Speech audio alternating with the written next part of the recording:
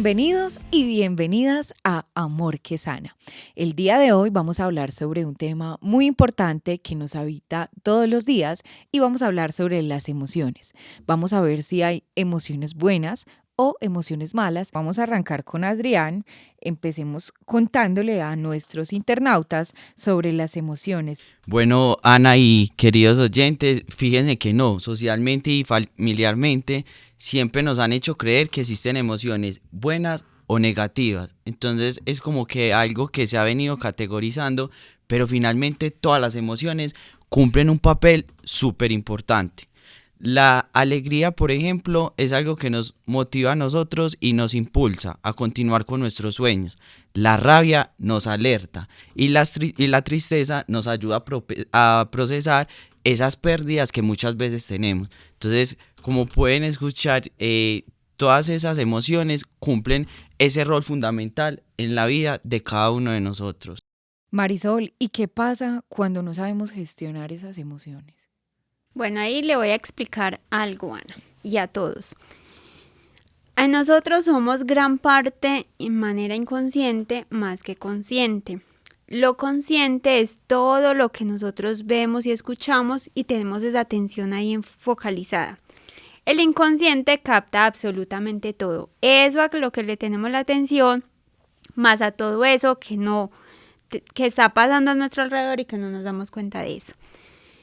Entonces, ¿por qué lo digo? Porque de manera inconsciente es donde llegan a aparecer los mecanismos de defensas, que reprimir, evitar, huir y sublimar. Esas son formas en las que nosotros hacemos reaccionar inconscientemente. Entonces, por ejemplo, cuando no queremos enfrentarnos a cierta emoción, lo que hacemos es alejarnos de un contexto X o de una persona. Ahí es donde inconscientemente nos está diciendo que estamos huyendo de esa emoción. Maritza, tú nos hablas del cerebro triuno. ¿Cómo se relaciona con lo que se siente? Claro que sí. Es importante entender esto para que entendamos dónde se están anidando nuestros sentimientos, nuestras emociones y por qué reaccionamos de la forma en que estamos haciéndolo en este momento. Paul MacLean nos cuenta y nos enseña que nuestro cerebro está dividido en 3 partes. La parte primera, la primitiva, la más antigua, la que compartimos con los animales más básicos, es el reptiliano, el cerebro reptiliano que está en esta parte baja de nuestra cabeza. Ese es el que se encarga de todas las emociones básicas, de los instintos básicos, de la supervivencia. También se encarga de la respiración, de la circulación, de la digestión, pero es el que hace esas reacciones que nos contaba Marisol hace un momento de evitación, de huida o de ataque, porque es el que reacciona ante un peligro. Entonces, por ejemplo, cuando yo vengo hacia acá, hacia la vía, vengo manejando y se me atraviesa un camión y me cierra la vía y yo quedo ahí, pues el instinto, mi reptiliano, lo que hace es, él se siente atacado y busca reaccionar. ¿Qué hace? Bajarse con una cruceta, hacer travesuras con el conductor. Entonces, esa es una reacción inmediata. Es el que hace que cuando yo me golpee, cuando me levanto por la mañana para el baño a medianoche, que me levanto para el baño sin los zapatos. El dedo meñique. El dedo meñique. Ese rosario, claro, ese rosario que cuento ahí, la Virgen María que cito en ese instante, ese es efecto de mi reptiliano. Entonces, es el que se encarga de todas esas reacciones primarias instintivas. No las razono, no las pienso, simplemente sale. Luego, el segundo cerebro está aquí en esta parte de atrás y es el límbico. Aquí es donde se alojan todas las emociones. Todas esas experiencias que desde la infancia, desde el vientre inclusive, empiezo a acumular esas sensaciones, esos recuerdos emotivos sensoriales, se guardan en este límbico y es el que se encarga también de todas esas acciones motivacionales. Es lo que me motiva a actuar y son esos recuerdos de dolor, de tristeza, de alegría. Es lo que hace que, por ejemplo, cuando escucho una canción diga, uy, me acuerdo ese paseo tan maravilloso como pasamos de delicioso. O siento un olor de un perfume y digo, ay, me acuerda aquel.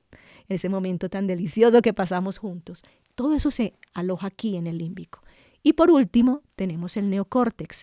Ese es el más reciente y es el que hace la pausa, es el que nos permite reaccionar. Entonces, es ese que con el ejemplo primero de salir con la cruceta, con ese señor que me atravesó el carro, es el que me permite pensar y decir, no, venga, ¿y si él sale con un machete? o si sale con un arma, o si es un señor todo grande, o yo por qué voy a salir con esto si el señor sale más bravo que yo. Entonces ese es el que me permite hacer la pausa, razonar para poder actuar. Entonces es el que hace que controle un poco más la reacción de ese reptiliano y la reacción de ese límbico. Cuando conozco e identifico cada uno de estos tres cerebros, yo ya identifico desde dónde estoy actuando e identifico además que debo fortalecer un poco más mi neocórtex para no permitir que esas reacciones primarias se apoderen de mí o que este límbico se desborde y se apodere de mis comportamientos. Qué bien, y además es información supremamente importante. Creo que las personas lo van a sentir demasiado útil para aplicarlo dentro de sus vidas personales. Y me gustaría que diéramos como unos tips más específicos sobre el tema de manejo de emociones. Empezamos con Adri. Listo, yo considero que uno de los tips más importantes es el hecho de nosotros aprender a no juzgarnos, porque existe algo que en psicología se conoce como los autosaboteadores, y son esos pensamientos que a veces nos engañan, que nos acompañan en la vida cotidiana, en el día a día, y que no nos permiten en muchos momentos poder ser. Entonces ese es un tip súper fundamental para toda nuestra audiencia, y es el hecho de aprender a no juzgarnos. Súper bien, Marisol. Bueno, una técnica también es súper importante en ese manejo de todas las emociones es vivirlas al 100, pero también es cuando estamos llegando a nuestro límite de nuestra emoción, es tener unas técnicas de respiración, practicar mindfulness. Hay muchísimas formas de respirar y nosotros las desconocemos. Hay respiración del fuego, hay respiración alterna. Todo ese tipo de respiraciones nos sirven en cualquier momento en que sentimos que nuestras emociones se están desbordando. Porque, ojo, no es dejar de vivir las emociones, sino saber cómo vivirlas y cómo gestionarlas, que eso es súper importante. Qué bien, ¿y Maritza? Bueno, por último, ahí recordar que las emociones son información. Como nos decía ahorita al principio Adrián, todas las emociones traen una carga de información hacia nosotros. Es reconocer, es preguntarle a la emoción, ¿qué viniste a traerme? ¿Qué información traes para mí? No huirle, no tenerle como aversión porque es una emoción incómoda, no tenerle incomodidad al miedo. El miedo está porque nuestra supervivencia puede estar en peligro. ¿Qué me está queriendo decir este miedo? ¿Qué me está queriendo decir esta rabia? ¿Qué cambio tengo que hacer? ¿Qué me dice esta tristeza? ¿Hacia dónde tengo que moverme? ¿O qué me dice esta alegría desbordada? También preguntar qué pasa ahí. Entonces pensar, es información, preguntarle a la emoción que tiene, no huir de ella, permitir que esté, mirar qué información requiero, qué cambios necesito hacer y proceder. Totalmente. Bueno, yo no quiero dejar pasar esta oportunidad y que estamos hablando sobre el tema de las emociones y me gustaría preguntarles, sobre todo a Maritza a nivel cerebral, porque sabemos que las emociones también generan unas hormonas, ¿cierto? Que afectan el cuerpo en diferentes sentidos como el cortisol, la dopamina, la serotonina, entre otras. Y me gustaría que le contemos un poquito a la gente sobre ese proceso que ocurre dentro del cerebro a nivel hormonal y se liberan estas hormonas precisamente generando esos cambios corporales. Simplemente es identificar cuando yo empiezo a sentir la emoción, por ejemplo, estoy sintiéndome en peligro o siento que mi vida está en peligro, mi cuerpo inmediatamente empieza a reaccionar, porque esta es una de las emociones primarias, esta es la que está manejada inclusive desde el reptiliano, e independiente de que esa emoción sea real o imaginaria, mi cuerpo inmediatamente empieza a segregar, ¿cierto? Empieza a darle prioridad a determinadas partes de mi cuerpo y a otros va a perder de vista. Ejemplo, la circulación se va a acelerar y se va a centrar en mis extremidades inferiores y superiores porque ante el miedo yo necesito correr, O golpear, defenderse. atacar o paralizarme, ¿cierto? Quedarme quietecita, independiente, repito, de que ese miedo sea imaginario o real. Entonces, inmediatamente todo mi cuerpo empieza a producir mucha más sangre que se va a centrar en mis extremidades.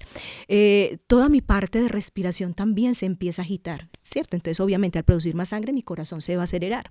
Mi digestión, pues, no va a ser importante en ese momento. Entonces, entender todos esos cambios fisiológicos también nos enseña a aprender a regularnos, aprender a saber qué hacer esa respiración, esos ejercicios de mindfulness que nos decía Marisol, para que todo todos estos componentes químicos no nos afecten de la manera como nos afectan físicamente. Listo, Maritza, muchas gracias. Me parece súper ilustrativo y además muy importante la información que nos acabas de dar sobre cómo funciona el tema de las hormonas o cómo reacciona mi cuerpo a las emociones o a los sentimientos. Este tema del manejo de las emociones es muy extenso, es largo y se nos agota el tiempo en este episodio, pero les vamos a preparar un nuevo episodio hablando sobre el tema de las emociones y les vamos a concluir todas estas explicaciones, esta información tan valiosa que nos traen los profesionales. Este proyecto es ganador de la convocatoria Territorios que Inspiran 2025. Alcaldía de Medellín, Distrito de Ciencia, Tecnología e Innovación.